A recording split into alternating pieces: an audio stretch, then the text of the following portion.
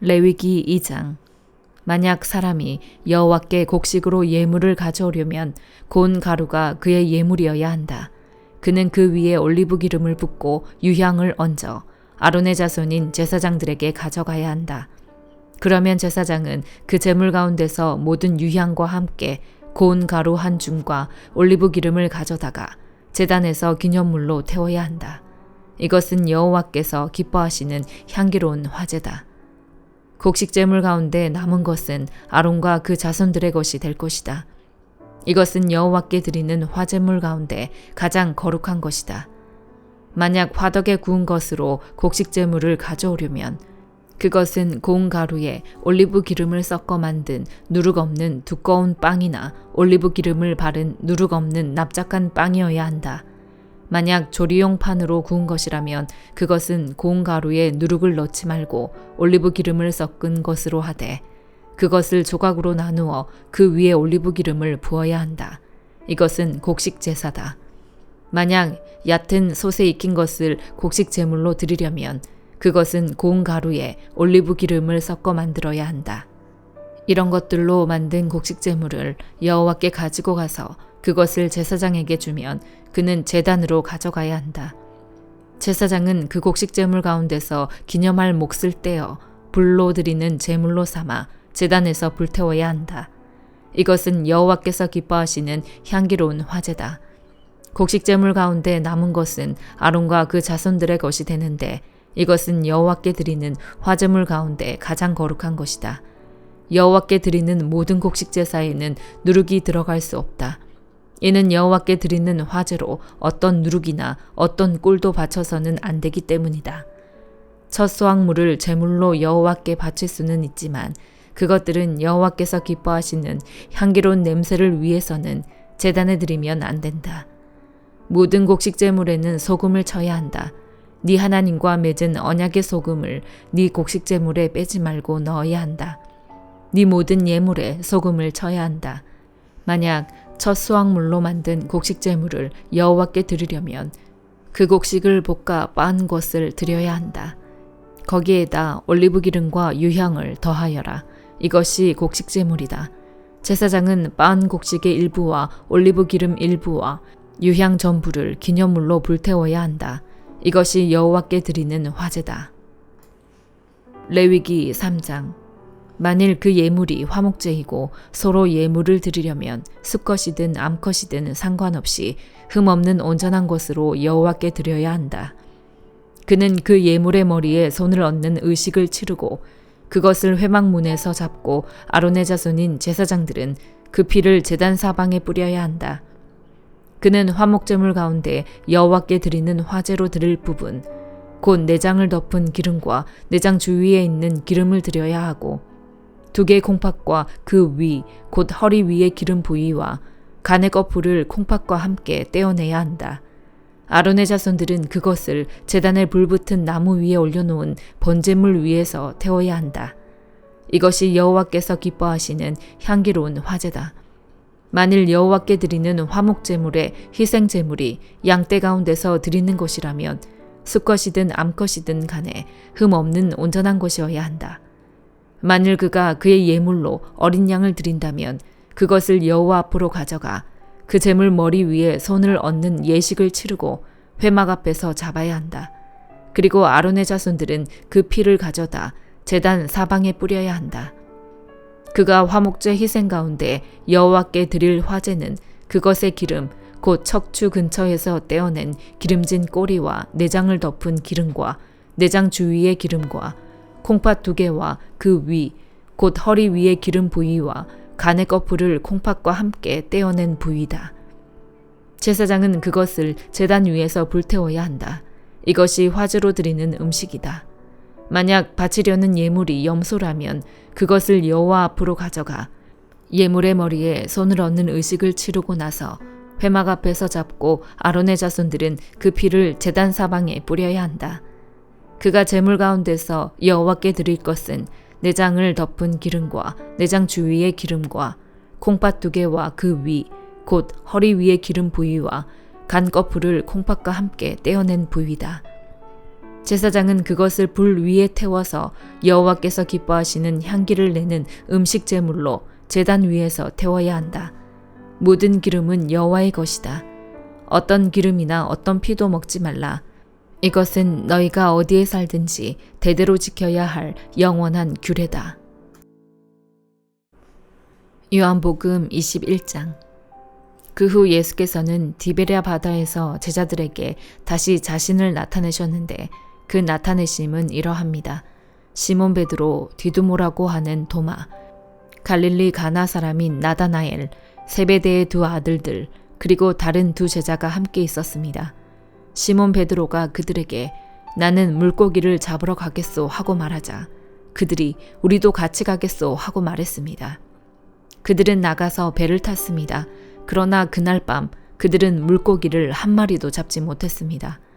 날이 밝아올 무렵 예수께서 바닷가에 서 계셨으나 제자들은 그분이 예수이신 줄 알아보지 못했습니다. 예수께서 제자들에게 얘들아 물고기를 좀 잡았느냐 하고 물으시자 그들은 한 마리도 잡지 못했소 라고 대답했습니다. 예수께서 제자들에게 말씀하셨습니다. 그물을 배 오른편에 던져보라.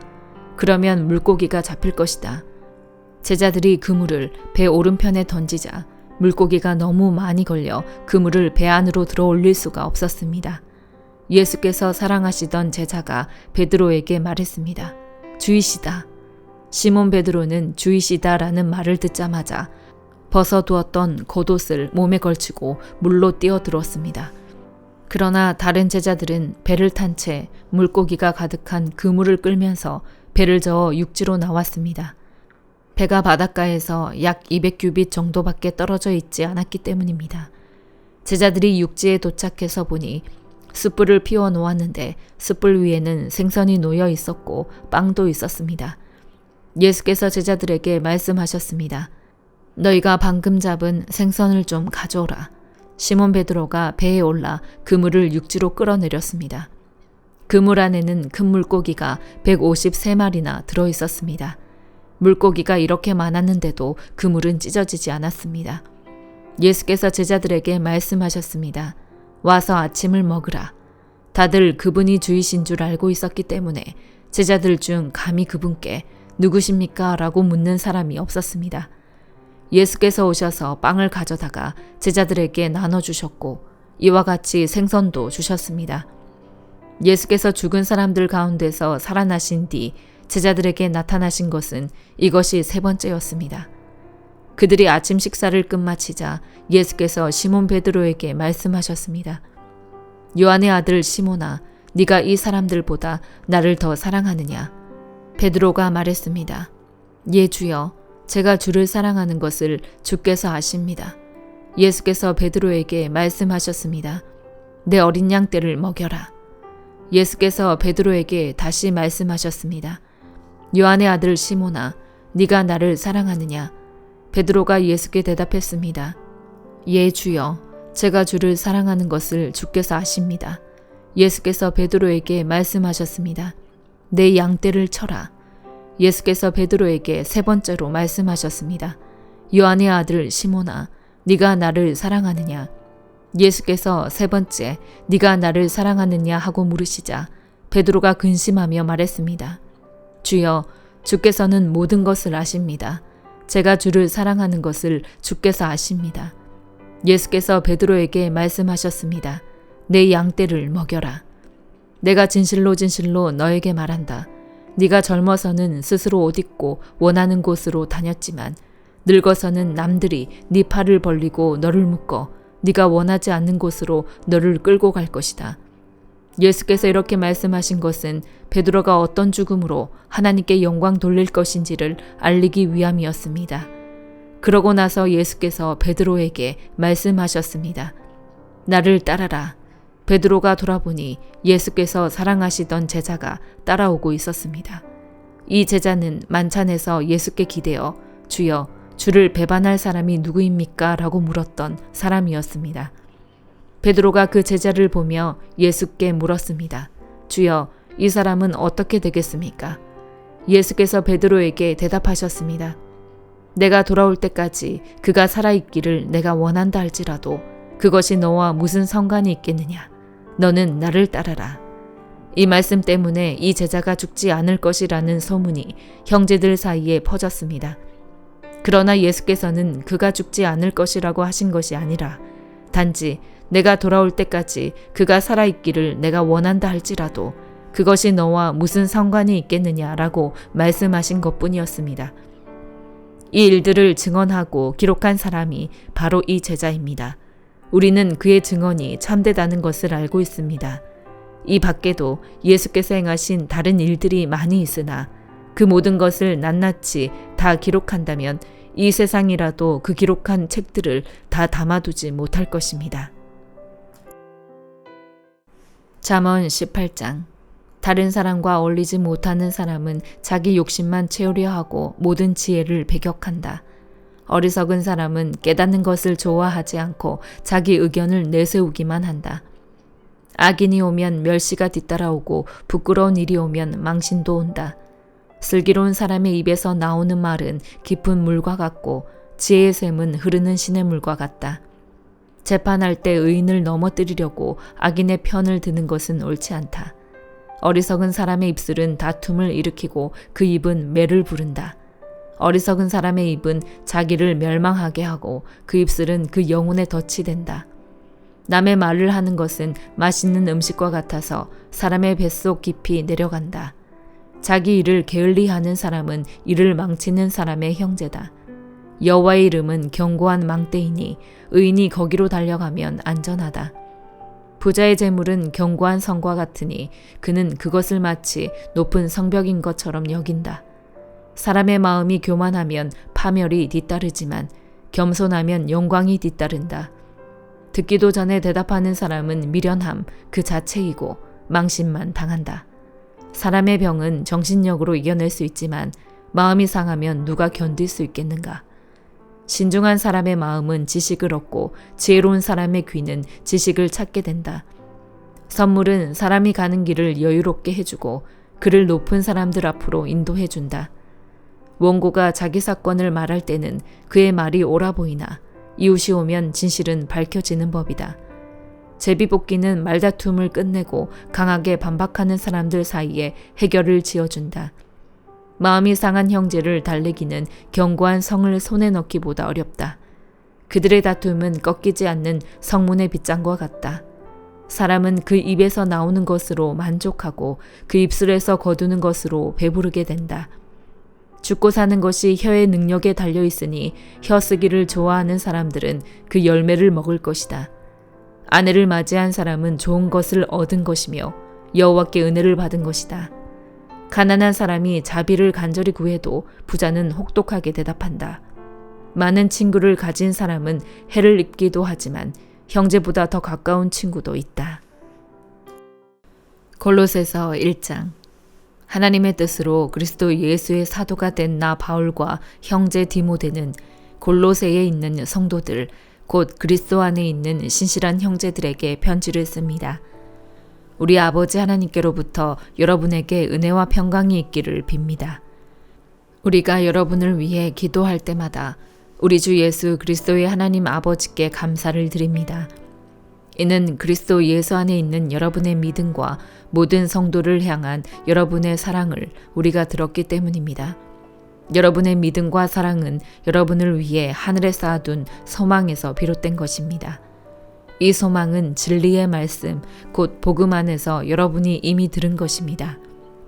이 복음이 여러분에게 전해져 여러분이 듣고 진리 안에서 하나님의 은혜를 깨닫게 된 날부터 여러분 가운데서와 같이 온 세상에서도 열매를 맺으며 점점 자라나고 있습니다.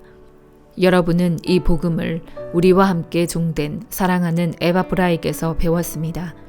그는 여러분을 위한 그리스도의 신실한 일꾼이요 성령 안에서 행하는 여러분의 사랑을 우리에게 알려준 사람입니다. 그러므로 우리도 소식을 들은 날부터 여러분을 위해 쉬지 않고 기도하며 간구합니다. 우리는 여러분이 모든 영적 지혜와 통찰로 하나님의 뜻을 아는 지식으로 충만하게 되고 주께 합당히 행해서 모든 일에 주를 기쁘시게 하고 모든 선한 일에 열매를 맺으며 하나님을 아는 지식에서 자라고 하나님의 영광의 권능을 따라 모든 능력으로 힘있게 돼 기쁨으로 모든 것을 참고 견딜 수 있게 되기를 기도합니다. 그래서 빛 가운데 있는 성도의 유업의 몫을 받기에 합당한 자격을 여러분에게 주신 하나님께 감사하게 되기를 바랍니다. 아버지께서는 우리를 어둠의 권세에서 구해내셔서 그분이 사랑하는 아들의 나라로 옮기셨습니다. 하나님의 아들 안에서 우리는 구속, 곧 죄사함을 받았습니다.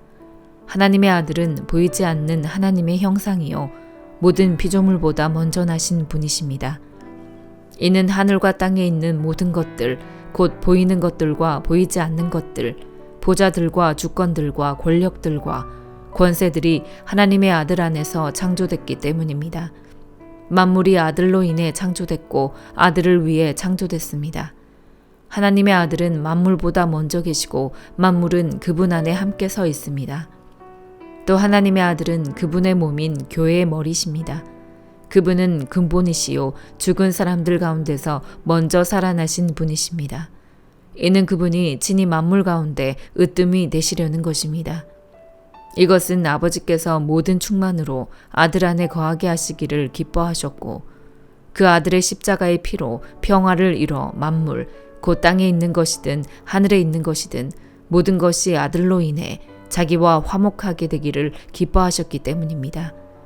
전에 악한 행실로 단절되고 마음으로 원수가 됐던 여러분을 이제는 그리스도의 죽으심으로 인해 그분의 육신의 몸으로 화목하게 하셔서 여러분을 거룩하고 흠이 없고 나무랄 것이 없는 사람들로 하나님 앞에 세우고자 하셨습니다. 그러므로 여러분은 믿음 안에 거하고 튼튼한 터 위에 굳게 서서 여러분이 들은 복음의 소망에서 떠나지 않아야 합니다.